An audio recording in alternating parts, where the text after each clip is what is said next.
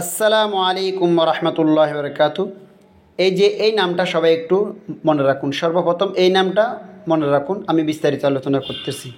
সামনে যেহেতু শীতকাল আসতেছে, শীতকালে দেশি মুরগি বিভিন্ন রোগের কারণে মারা যায়। এমনও হয়ে থাকে একটাও দেশি মুরগি বেঁচে থাকে না, সকল দেশি মুরগি শীতকালে মারা যায়। শীতকালের পরে আবার নতুন করে দেশি মুরগির খামার গড়ে তুলতে হয়। এই জন্য আজকে আপনাদের সামনে এমন একটা সুন্দর টিপস নিয়ে যাচ্ছি, যেটা আপনারা ফলো করলে অবশ্যই আপনার দেশি মুরগি একটাও মারা যাবে না, ইনশাআল্লাহ সবগুলো বেঁচে থাকবে। এবং এই জন্য আমাদের লাগবে হচ্ছে লাইসোবিট পাউডার। তো সাথে আমি নিয়েছি এখানে গমের ভুসি এবং ধানের ভুসি এবং অল্প ভাত নিয়েছি, এবং সাথে 1 চা চামচ লাইসোবিট পাউডার আমি এখানে মিক্স করে দিয়েছি।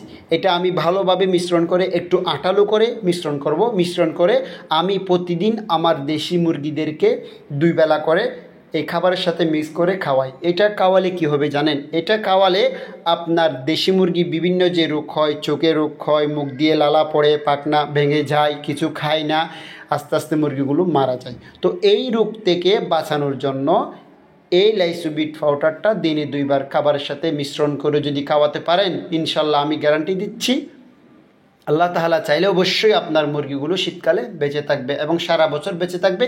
আপনার খামার আস্তে আস্তে দেশি মুরগিতে ভরে যাবে ইনশাল্লাহ। তো আপনারা দেখতে থাকুন এই খাবারটা আমার দেশি মুরগি কি সুন্দর করে খাচ্ছে। দেখতে দেখতে এই খাবারটা আমি রেডি করে অবশ্যই তৈরি করে আপনাদের সামনে এখন আমার মুরগিগুলোকে খাওয়াচ্ছি।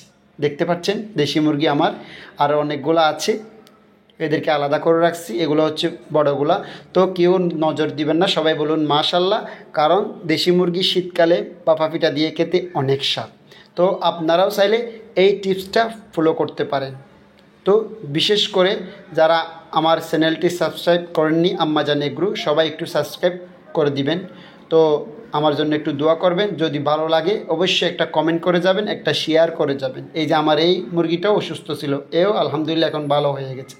তো সবাই সুস্থ থাকবেন, ভালো থাকবেন। তো সামনে আপনাদের কোনো প্রশ্ন থাকলে অবশ্যই আমার কমেন্ট বক্সে করে যাবেন।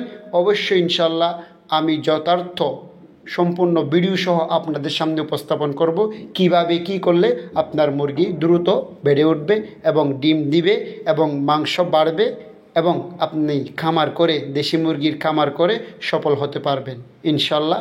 ভালো থাকবেন, সুস্থ থাকবেন। সবাইকে আসসালামু আলাইকুম ওয়া রাহমাতুল্লাহি ওয়া বারাকাতুহু।